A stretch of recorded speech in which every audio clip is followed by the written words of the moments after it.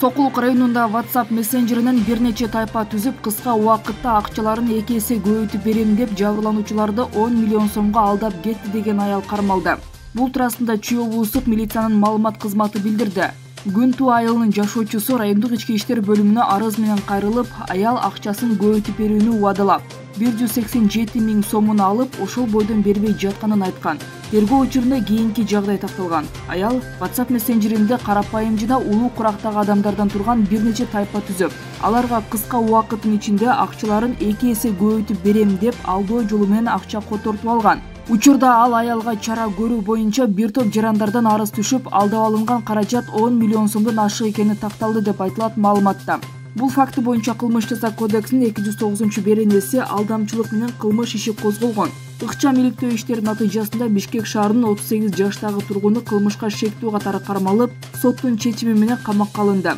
Чүй милициясы кармалган аялдан жабыр тарткандар болсо Сокулук райондук ички иштер бөлүмүнө 0706 36 0006 0552 36 0006 0700 34 38 03 телефондору аркылуу кайрылууга чакырат.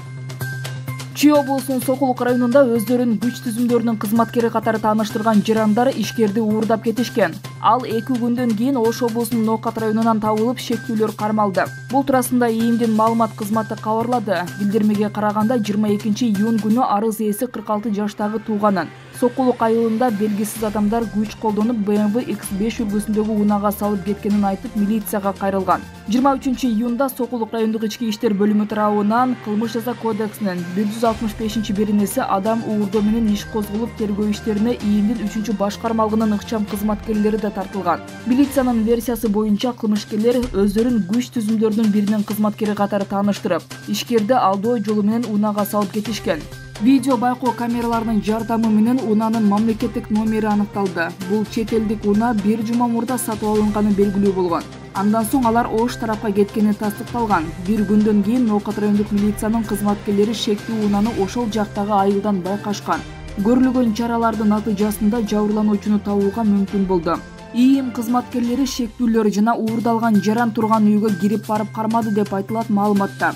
Алар акча талап кылуу максатында ишкерди уурдашканы белгиленди. Кылмышка шектүү катары 3 адам кармалган. Бардыгы Ноокат районунда туулуп өскөн Бишкек шаарынын тургундары болушат. Соттун чечими менен кармалгандардын бардыгы 2 айлык мөөнөткө камакка алынды. Учурда тергөө амалдары жүрүп жатат. Каракол шаарында жоголгон 5 жана 2 жаштагы эже сиңдинин сөөгү табылды. Алардын сууга агып кеткени аныкталды. Бул туурасында Өзгөчө кырдаалдар министрлигинин маалымат кызматы билдирди. Белгилей кетсек, 6-июль күнү Караколдун Чыкалов көчөсүндө саат 15:00 чамасында ойноп жүргөн кичинекей кыздарды таппай калышкан. Аларды издөөгө 15 куткаруучу, 60 милиция кызматкери тартылган. Бүгүн саат 8:50-дө Ак Суу районунун Бүрү Баш айылындагы МК-10 Сугат каналынан бөбөктөрдүн сөөгү табылды. Ал эми Ысык Көл облустук милициясы шаардын аймагында видео байкоочу камералар изилденип, анда эже сиңди кыздар Каракол суусун көздөй багыт алышканы аныкталганын билдирди. Мындан улам издөө иштери аталган суунун жээги боюнча жүргүзүлгөн. Министрлер кабинетинин төрагасы Акылбек Жапаров Санкт-Петербург шаарына болгон жумушчу сапарынын алкагында Газпром ишканасынын директору Алексей Миллер менен жолукту. Бул туурасында өкмөттүн маалымат кызматы билдирди. Анын алкагында газ менен жабдуу тармагында Кыргызстан менен Россиянын ортосундагы эки тараптуу кызматташтык маселелери талкууланган. Жапаров эки өлкөнүн ар тараптуу кызматташтыгы тереңдеп, туруктуу өнүгүү жолунда бара жатканын белгилеген.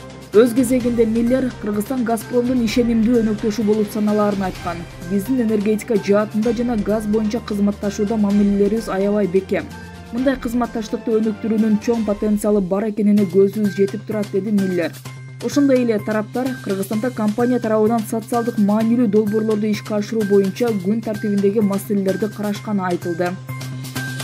Ысык Көл эл аралык аэропорту штаттык режимде иштеп жатат жана каттамдарда кечигүүлөр болгон жок. Бул тууралуу Манас эл аралык аэропортунан кабарлашты.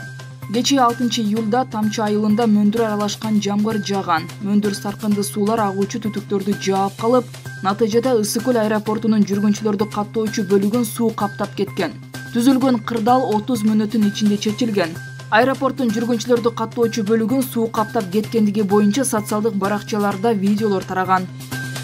Министрлер кабинетинде көз-кыш мезгилине даярдык көрүү маселеси боюнча республикалык штабтын жыйыны өттү. Анда айтылгандай 2023 жылдын 1-октябрына Токтогул суу сактагычына 14,34 миллиард метр куб суу топтоо пландалган. Бирок суунун агымы аз болгонуна байланыштуу 12,4 миллиард метр куб суу топтолору күтүлүүдө. Бул үчүн электр энергияга болгон лимитти көзөмөлгө алуу тапшырылды. Айыл башчылары, район акимдери, облус жетекчилери, мэрлер жана тиешелүү бардык мамлекеттик мекемелердин жетекчилери Кыргызстан улуттук тармактар ишканасы менен биргеликте электр энергияга болгон лимитти катуу көзөмөлгө алгыла. Азыр жай мезгили, күн узун, жарыкты үнөмдүү пайдаланалы. Борбордуу көчөлөрдөгү жарыктар күн чыкканга чейин күйүп турбасын. Бул мэрлерге тиешелүү. Токтогул суу сактагычындагы сууну азыртан сарамжалдуу пайдаланалы, деди Министрлер кабинетинин төрагасынын орун басары Бакыт Турубаев. 7-июлга карата Токтогул суу сактагычында суунун көлөмү 10 миллиард 380 миллион куб метрди түздү. Өкмөт мындан тышкары Ош жана Бишкек шаарларындагы жылуулук электр борборлорун көмүр, мазут менен камсыздоо жана энергетикалык жабдууларды оңдоо иштери жүрүп жатканын билдирди. Көз-кыш мезгилинде Бишкек жээбине 1,2 миллион тонна көмүр керектелет. Анын 550 миң тоннасы импорттолот. Ал эми калк үчүн 1,3 миллион тонна көмүр камдалышы керек. Бишкек жана Ош шаарларынын жебинде керектелүүчү мазуттун көлөмү 28 миң тоннаны түзөт. Ал эми жалпы жебдерге жаратылыш газынын керектөө көлөмү 74,1 миллион куб метрди түзөт. Баткен облусунда жалпы республикалык тестирлөөдөн 100 упай алган бүтүрүүчү бюджеттик негизде, 95 упай алганы келишимдик негизде жогорку билим алуу мүмкүнчүлүгү түзүлдү. Бул тууралуу президенттин Баткен облусундагы ыйгарым укуктуу өкүлүнүн басмасөз кызматы билдирди. Президенттин Баткен облусундагы ыйгарым укуктуу өкүлү Абдикарим Алимбаев менен билим берүү жана илим министри Канбек Иманалиевдин макулдашуусунун натыйжасында Билим берүү жана илим министринин Баткен мамлекеттик университетинин абитуриенттери үчүн ЖРТнын босого балын бекитүү жөнүндө буйругу чыкты. Ага ылайык Батмуга 2023-2024 окуу жылына абитуриенттерди кабыл алууда гранттык негизде 100 упай, келишим боюнча акы төлөнүүчү окутуунун бардык формаларына 95 упай бекитилди. Бул жеңилдиктин максаты акыркы 2 жылда Баткен облусунун чек ара аймактарындагы куралдуу жаңжалдын кесепеттерин эске алуу менен мектеп бүтүрүүчүлөрү үчүн жогорку билим алуу мүмкүнчүлүгүн кеңейтүү болуп саналат. Анткени 2022 жылдын 14-17 сентябрь күндөрү чек арада болгон окуядан кийин жабыр тапкан жарандар эвакуацияланып, окуучулар башка мектептерге окууга мажбур болгон болсо, Лейлек районунун Максат орто мектеби, Баткен районундагы Ходжаев жана Достук орто мектептери күйүп колдонууга жараксыз болгондуктан окуучулар жыл бою онлайн режиминде окушту. Кыргызстандын жеңил атлетика боюнча улуттук курама командасынын мүчөлөрү Бангкок шаарында өтө турган Азия чемпионатына катышат. Дене тарбия жана спорт департаментинен кабарлашкандай, мелдеш 12-16 июль күндөрү өтөт. Курама команда улук машыктыруучу Татьяна Ефименко жана машыктыруучу Статыбек Чокаевдин жетекчилиги алдында мелдешке катышат.